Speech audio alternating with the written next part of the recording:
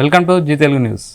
ముఖ్యంగా present market situation బట్టి mutual funds పోర్ట్ఫోలియోలో కూడా చాలా వరకు లాస్లో ఉన్నట్టయితే ప్రజెంట్ చాలా ఆర్టికల్లు చెప్పడం జరిగింది. అలాంటి లాస్లో ఉన్నప్పుడు ఎమోషనల్గా ఎలా డీల్ చేయాలి మాట్లాడదాం. మనతో మాట్లాడడానికి చంద్రశేఖర్ గారు ఉన్నారు, mutual fund distributor amphi register. Hi sir. అండి సార్, ఇప్పుడు ప్రజెంట్ మార్కెట్ అయితే కొంచెం అంటే వాలటిలిటీ ఎక్కువగా ఉంది. సో దానిపైన మ్యూచువల్ ఫండ్ పైన కూడా ఎఫెక్ట్ ఉన్నట్టయితే చాలామంది ఎక్స్పర్ట్స్ అయితే చెప్పడం జరుగుతుంది. ఇలాంటప్పుడు అంటే ఆల్రెడీ పోర్ట్ఫోలియో మెయింటైన్ చేస్తున్న వాళ్ళు కానీ కొత్తగా వచ్చేవాళ్ళు ఇలాంటి లాస్ని అయితే మనం ఎమోషనల్గా ఎలా డీల్ చేయాలి, టెక్నికల్గా కూడా ఎలా డీల్ చేయాలి? రవి గారు, ఇప్పుడు ఎమోషనల్ అనేది ఒక చాలా ఇంపార్టెంట్ ఫ్యాక్టర్ అండి ఇన్వెస్టింగ్ దీంట్లో. ఎప్పుడైతే మనం సొంతంగా మన డబ్బులు పెట్టుకుని ఇన్వెస్ట్మెంట్ చేస్తామో మనమే డిసిషన్స్ తీసుకోవాలి అనుకుంటే మాత్రం ఒక రాంగ్ డిసిషన్స్ అనేది తీసుకుంటూ ఉంటారు ప్రతి ఒక్కరు. అదే మీ డబ్బులు కానీ మీ ఇంకో అడ్వైజర్ కానీ ఒక ఫైనాన్షియల్ ప్లానర్ కానీ ఎవరికైనా డిస్ట్రిబ్యూటర్ కానీ ఇచ్చుంటే వాళ్ళు ఏంటంటే వాళ్ళ థింకింగ్ చాలా ప్రాక్టికల్గా ఉంటుంది. ఎమోషనల్స్ అన్ని పక్కా పెట్టి వాళ్ళ రిస్క్ అపెటైట్, వాళ్ళ టైం హారిజన్ ఇవన్నీ చూసుకుంటూ ఒక పోర్ట్ఫోలియో అనేది క్రియేట్ చేస్తారు. సో వాళ్ళ ప్రాక్టికల్ థింకింగ్ ఏదైతే ఉంటుందో ఆ వాళ్ళకి ఒక మంచి రిటర్న్స్ అనేది జనరేట్ చేస్తుంది. బట్ ఎమోషన్స్ అనేది ఇప్పుడు ఎప్పుడైతే ఇలాంటి డిస్ట్రిబ్యూటర్స్ కానీ అడ్వైజర్స్ కానీ లేకపోతారో ప్రతి ఒక్క ఇన్వెస్టర్ మనం అనుకుంటాం. డిస్ట్రిబ్యూటర్స్ ఉన్న అడ్వైజర్స్ ఉన్నా సరే సార్, ఇప్పుడు వాళ్ళు పోర్ట్ఫోలియోలో ఉన్న మ్యూచువల్ ఫండ్ నష్టాలను చూసి ఎంబడే ఎగ్జిట్ అవ్వడం జరుగుతుంది వితౌట్ ఇంటిమేషన్, ఏం లేకుండా. అవును, అంటే నాకు తెలిసిన వాళ్ళు నేను కూడా కొన్నిసార్లు అలా చేయడం జరిగింది. అది ఏంటంటే సార్, ఇప్పుడు మన అర్థం చేసుకోవాల్సింది ఏంటంటే మ్యూచువల్ ఫండ్స్ లో ఇన్వెస్ట్ చేసేది ఒక లాంగ్ టర్మ్ స్ట్రాటజీ. మనం చూసేది ఏంటి, మనం 1-2-3 years లో చూసుకుని పానిక్ అయిపోయి ఎగ్జిట్ అయిపోతుంటారు.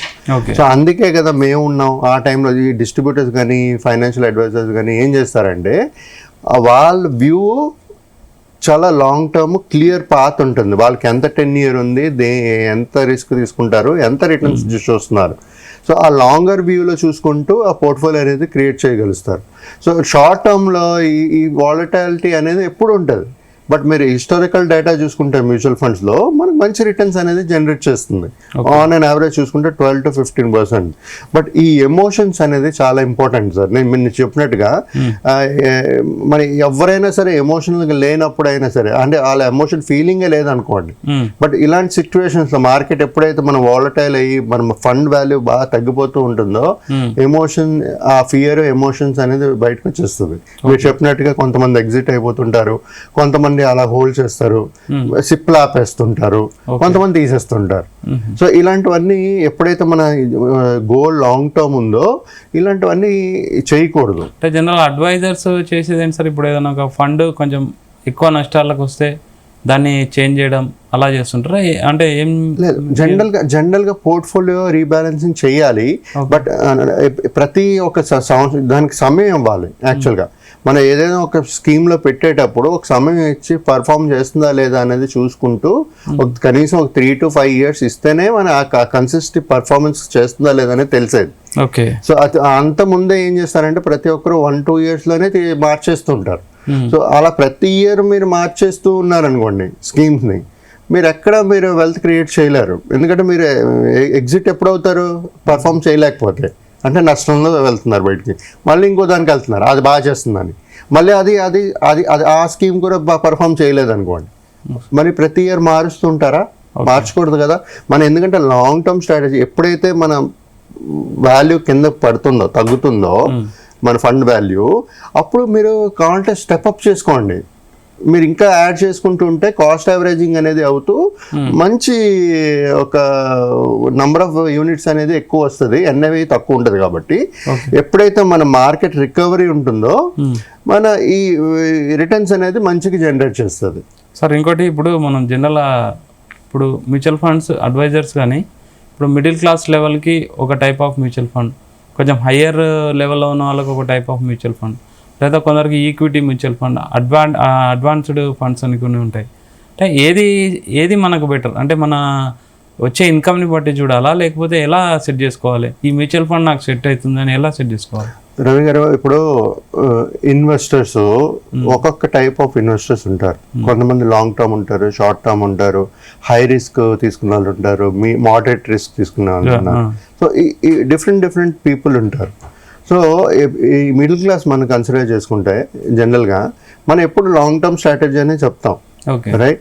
సో కాకపోతే ఎప్పుడైతే షార్ట్ టర్మ్ కానీ వాళ్ళు కావాలనుకుంటారో మన ఈక్విటీ రిలేటెడ్ మ్యూచువల్ ఫండ్స్లో పెట్టడానికి లేదు. ఓకే, అక్కడ వాళ్ళు అర్థం చేసుకోవాల్సిందంటే ఎప్పుడైతే మన ఈక్విటీ మ్యూచువల్ ఫండ్స్కి వెళ్ళట్లేదో మన రిటర్న్స్ అనేది ఎక్కువ వచ్చే ఛాన్సెస్ లేదు. అంటే డెప్ట్ ఫండ్కి వెళ్ళేటప్పుడు మనకు వచ్చేది 7, 8, 9 ఆ రేంజ్లో వస్తుంది. అది ఈక్విటీ రిలేటెడ్ మ్యూచువల్ ఫండ్స్ వెళ్ళేటప్పుడు మనకి బెటర్ రిటర్న్స్ అనేది వస్తుంది. అక్కడ ఇంకోటి అర్థం చేసుకోవాల్సింది ఏంటంటే ప్రతి ఒక్క ఇన్వెస్టర్ రిస్క్ అనేది ఉంటుంది. ఎప్పుడైతే మన long term, for example 5 years అనుకోండి, 5 years అనుకుంటే మనం లార్జ్ క్యాప్ కేటగిరీ లేకపోతే ఫ్లెక్సీ క్యాప్ కేటగిరీలో వెళ్ళొచ్చు. అదే మీరు లాంగర్ రన్ ఒక 10, 15, 20 years ఉందనుకోండి, you can go for a small cap and mid cap. So depending on the risk appetite, tenure, వాళ్ళ అదర్ సోర్స్ ఆఫ్ ఇన్కమ్ ఎలాంటి ఇన్కమ్స్ ఉన్నాయి, లాంగ్ టర్మ్ అంటున్నారు కదా సార్. అంటే ఇప్పుడు జనరల్ లాంగ్ టర్మ్ ప్రాక్టికల్ గా 3 years, 5 years, 10 years ఏది long term sir? Sir ఎప్పుడైనా సరే నా అభిప్రాయంలో 7+ is a long term. Okay, ఎప్పుడైనా మ్యూచువల్ ఫండ్స్ మీకు రిటర్న్స్ పెట్టిన పెట్టుబడి నుంచి రిటర్న్స్ కనబడాలి అనుకుంటే 5 years మీరు ఉండాలి. ఓకే, 5 years ఉంటే అప్స్ అండ్ డౌన్స్ ఉన్నా సరే ఆ 5 years మీరు మీ కరెంట్ వాల్యూ పెరిగే చూస్తారు. కాస్ట్ వాల్యూ కంటే కరెంట్ వాల్యూ పెరిగినట్టు కనబడుతుంది మీకు. ఓకే, ప్రజెంట్ మార్కెట్ సిచ్యువేషన్ బట్టి ఇప్పుడు మీరు కూడా అబ్జర్వ్ చేస్తున్నారు స్టాక్ మార్కెట్ అది, అలాంటి సిచ్యువేషన్ బట్టి గోల్డ్ రేట్స్ కూడా బాగా పెరుగుతున్నాయి. మనం లంసమ్ వెళ్తే బెటరా లేకపోతే సిప్ వైజ్ వెళ్తేనే బెటరా? లేకపోతే ఇప్పుడు మార్కెట్ కొంచెం వాలటాలిటీ ఉంది, డౌన్లో ఉంది, లంసమ్ ఒకసారి ఇన్వెస్ట్ చేస్తే మనకు లాభాలు ఎక్కువ ఏమైనా కనిపిస్తాయి? ఇప్పుడు సార్ లాస్ట్ ఒక 2-3 months నుంచి చూసుకుంటే సార్ మార్కెట్ వాలటాలిటీగా ఉంది, కానీ హ్యూజ్ కరెక్షన్ అయితే లేదు. అక్కడే అంటే ఇలా పడుతుంది, మళ్ళీ అదే రేంజ్కి వస్తుంది, పడుతుంది, మళ్ళీ అదే రేంజ్కి వస్తుంది. సెన్సెక్స్ చూసుకుంటే 80 నుంచి 82 మధ్యన ఉంది లాస్ట్ 2-3 months నుంచి, right? So market down side అయితే లేదు. సో అక్కడక్కడే స్టేబుల్గా స్టడీగా మెయింటైన్ చేస్తుంది మార్కెట్ని.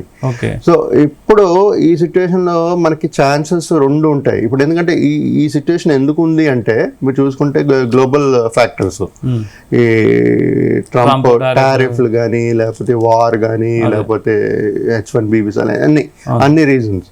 సో దీనివల్ల ఏం చేస్తున్నారంటే మీరు చెప్పినట్టు గోల్డ్ ఎక్కువ కొంటున్నారు. సో దానివల్ల అలా పెరుగుతుంది. ఇప్పుడు ఆ గోల్డ్ కూడా ఒక బబుల్ బర్స్ట్ అయ్యే ఛాన్సెస్ ఉన్నాయని చాలా ఎక్స్పర్ట్స్ అంటున్నారు. సో ఎంతవరకు అనేది మనం ప్రిడిక్ట్ చేయలేము. బట్ కొంతమంది ప్రిడిక్షన్స్ నేను చూస్తే 1,11,000 నుంచి 1,25,000 వరకు పర్ 10 grams 24 carats వరకు వెళ్ళే ఛాన్సెస్ అని ఉందంటున్నారు. తర్వాత మరి కరెక్షన్ అయ్యే ఛాన్సెస్ కూడా ఉండొచ్చు అండి. ఓకే, బట్ ఇప్పుడు మీరు అడిగిన క్వశ్చన్ ఏంటంటే సార్ లంసంగా పెట్టాలా ఎస్ఐపి చేయాలి, రైట్? మార్కెట్ సిచ్యుయేషన్లో ఎప్పుడైనా సరే లంసమ్ ఉండేటప్పుడు లాంగ్ టర్మ్ ఇన్వెస్ట్మెంట్ స్ట్రాటజీ అయితే అంటే 10+ అయితే పెట్టేసేయండి, లంసమ్ పెట్టండి. లేదు మీకు ఇంకా భయంగా ఉందనుకుంటే దాన్నే తీసుకుని వెళ్ళి ఒక స్టాగర్డ్ వేలో ఒక డెప్ట్ ఫండ్లో పార్క్ చేసుకుని STP చేయండి, సిస్టమాటిక్ ట్రాన్స్ఫర్ ప్లాన్. సో క్రమబద్ధంగా ఏమవుతుందంటే మీకు ఆ డబ్బులు ఐడియల్గా ఉండదు. డెప్ట్ ఫండ్లో ఉండేటప్పుడు మీకు ఒక 7 to 8% జనరేట్ అవుతుంటుంది. దాంతోపాటు మీరు స్టాగర్డ్ వేలో STP కానీ చేస్తుంటే ఈక్విటీ స్కీమ్కి మీరు అలా కొంచెం అలా మొత్తం అమౌంట్ని ఈక్విటీకి సర్టన్ పీరియడ్లో మీరు ట్రాన్స్ఫర్ చేసేయచ్చు. చేసినప్పుడు మీకు ఇక్కడ రిటర్న్ జనరేట్ అవుతుంది, ఇక్కడ జనరేట్ అవుతుంది. ఏదైతే మీ లంసమ్ ఉందో ఐడియల్గా ఉండకుండా మీకు రిటర్న్స్ అనేది జనరేట్ చేస్తున్నారు సార్. సార్ ఇప్పుడు జనరల్ మీరు రెగ్యులర్ అంటే చాలా ఇయర్స్ నుంచి మ్యూచువల్ ఫండ్ డిస్ట్రిబ్యూటర్గా చేస్తున్నారు. అంటే మీరు జనరల్గా క్లయింట్స్ని డీల్ చేస్తుంటారు కదా, ఎక్కువగా జనరల్ క్లయింట్స్ దగ్గర ఎక్కువ తప్పులు ఏం జరుగుతుంటాయి, మీరు ఏం అబ్జర్వ్ చేశారు? ఎక్కువ ఫస్ట్ సార్ మేము ప్రతి ఒక్క కస్టమర్కి ఇన్వెస్టర్కి ఏం చెప్తామని సార్, మ్యూచువల్ ఫండ్ ఎప్పుడు లాంగ్ టర్మ్ అండి, షార్ట్ టర్మ్ చూడకండి అంటాం. కానీ వారు ప్రతి ఒక్కరు చేసేది ఏంటంటే ప్రతిరోజు ప్రతి వారం చూస్తూనే ఉంటారు.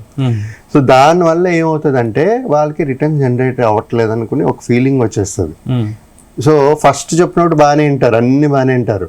1 year తర్వాత 2 year తర్వాత నేను కూడా చెప్తాను 1 year 2 yearsకి ఒకసారి రివ్యూ చేసుకోవాలి ఫండ్ పర్ఫార్మెన్స్, కానీ మార్చాలని కాదు, ఓకే పోర్ట్ఫోలియో రీబ్యాలెన్సింగ్ చేయాలని కాదు, పర్ఫామ్ చేస్తుందా లేదా నెక్స్ట్ ఎలాగుంటుందని చూసుకోవాలి. సో ఇంతవరకు పర్ఫామ్ చేసింది ఒక విధంగా అయితే నెక్స్ట్ 2-3 years అదే స్కీమ్ పర్ఫామ్ చేస్తుందా లేదా అనేది కూడా చూడాలి. ఓకే చూసి దాని మీద డెసిషన్ తీసుకుని మనం పోర్ట్ఫోలియో రీబ్యాలెన్సింగ్ అనే చేయాలి. ఒకవేళ చేంజెస్ చేయాలి అనుకుంటే అప్పుడు చేయాల్సి వస్తుంది. అంతేగాని అస్తమానం మార్చుకుంటూ పోతే స్ట్రాటజీ వర్కౌట్ అవుతుంది సార్. ప్రతి ఒక్కరు చేసే మెయిన్ మిస్టేక్ సార్ ఇప్పుడు లేట్ స్టార్ట్ ఇన్వెస్ట్మెంట్స్ అనేది 35-45 ఏజ్లో చేస్తున్నారు. మరి అలాంటప్పుడు చిన్న డబ్బులతో పెద్ద అమౌంట్ కావాలంటారు కార్పస్. చిన్న అమౌంట్ ఎలా చేయగలుగుతారు? చిన్న అమౌంట్ ఎప్పుడు చేయగలుగుతారంటే మీరు స్టార్టింగ్ ఎప్పుడైతే ఎర్లీ ఎర్నింగ్స్ ఉంటుందో అప్పుడే స్టార్ట్ చేస్తే కానీ మీరు సిప్పు మీకు మంచి వెల్త్ అనేది క్రియేట్ అవుతుంది. నేను సిప్పు చెప్పానని సార్ ప్రతి ఒక్కరూ సిప్పు అనుకుంటున్నారు. సిప్పు స్టార్ట్ చేయడం ఈజీ, కానీ నేను చెప్పాను కదా లాంగ్ టర్మ్ 15-20 years కన్సిస్టెంట్గా డిసిప్లిన్డ్గా పే చేయడం అనేది చాలా కష్టం. మన జేడబ్ల్యూ కూడా ఒకటి ఎగ్జాంపుల్ ఇచ్చారు. మీ దగ్గర ఒకవేళ డబ్బులు లంసం ఉందనుకోండి, లంసం పెట్టేసేయండి, దాన్ని ఎస్ఐపి కింద కన్వర్ట్ చేయకండి, లేకపోతే ఎస్టీపీ కింద పెట్టండి. అంతే తప్పించి దాన్ని ఎస్ఐపి కింద కన్వర్ట్ చేస్తూ ఇన్వెస్ట్ చేయకండి. లేదు మీకు 25 years 30 years మీ టెన్యూర్ ఉందనుకోండి, మీకు ఒక 5 కోట్లు కావాలనుకోండి, ఆ 5 కోట్లు మీకు ఒక 15 సంవత్సరాలు ఇన్వెస్ట్ చేస్తే నాకు ఒక 25 yearsలో నాకు 5 crores క్రియేట్ అయినట్టుగా 15 yearsలోనే కట్టేసేయండి. ఓకే సిప్పో లంసమ్మో ఏదో విధంగా కట్టేసి వదిలేసేయండి. ఓకే 25 years ఆ 5 CR అనేది మీరు చూడగలుగుతారు. ఎందుకంటే ఇప్పుడు ప్రతి ఒక్కరు ప్రైవేట్ జాబ్స్ కదా సార్, సెక్యూర్డ్ కాదు. సో వాళ్ళు చేయవలసింది ఏంటంటే యాజ్ సూన్ యాజ్ పాసిబుల్ ఒక కార్పస్ ఒక పెద్ద అమౌంట్ అనేది క్రియేట్ చేయగలిస్తే ఒక షార్ట్ టర్మ్లో అదే డబ్బులు మీకు మంచి వెల్త్ క్రియేట్ చేస్తుంది నెక్స్ట్ 15 years. ఫర్ ఎగ్జాంపుల్ 15 yearsలో మీకు 5 CR అని కావాలనుకోండి, 30 yearsలో ఒక 15 yearsలో మీరు ఒక 1 or 2 CR 3 CR చేయండి. అదే మీ నెక్స్ట్ 15 years మీకు వెల్త్ క్రియేట్ చేస్తుంది. తర్వాత నుంచి మీరు కట్టక్కర్లేదు, ఎస్ఐపి కట్టక్కర్లేదు, ఏం కట్టక్కర్లేదు. అది చాలా ఈజీ ఎస్ఐపి కంట. కానీ ఎస్ఐపి ఎవరికైతే లంసం ఉంటుందో ఆ స్ట్రాటజీ పర్లేదు, బాగా సంపాదించిన వాళ్ళు. కానీ పేదవాళ్ళు ఎవరైతే తక్కువ సంపాదిస్తారో వాళ్ళకి సిప్పు వరం. సో పీపుల్ కన్ఫ్యూజ్ ఎందుకు అవుతున్నారంటే సిప్పే వేయమంటున్నారు కదా, అందరూ సిప్పు వెనకకి వెళ్తున్నారు, డబ్బులున్నా సరే సిప్కి వెళ్తున్నారు. లంసం అలా చేయకూడదు. లంసం ఉండేటప్పుడు లంసం పెట్టినప్పుడు దాని పని చేసుకుంటూ పోతుంది. ఆ షార్ట్ పీరియడ్ లో మనకి ఏదైతే కావాలో అది మనకి క్రియేట్ చేస్తుంది. అప్పుడు మన డిసిషన్ మేకింగ్ సిప్ అమౌంట్ తగ్గించుకోవాలా పెంచుకోవాలా, ఆ సిచ్యువేషన్ లో మన డిసిషన్స్ అనేది తీసుకుంటూ ముందుకు వెళ్ళొచ్చండి. Okay, thank you sir, thank you very much. చాలా ఇంపార్టెంట్ విషయాలు చెప్పారు. ఇది మార్కెట్ అయితే ప్రజెంట్ వాలటాలిటీ ఉంది కాబట్టి అంటే లాస్ని ఎమోషనల్గా ఎలా డీల్ చేయాలని సార్ కొన్ని టిప్స్ చెప్పడం జరిగింది. Keep watching Zee Telugu news.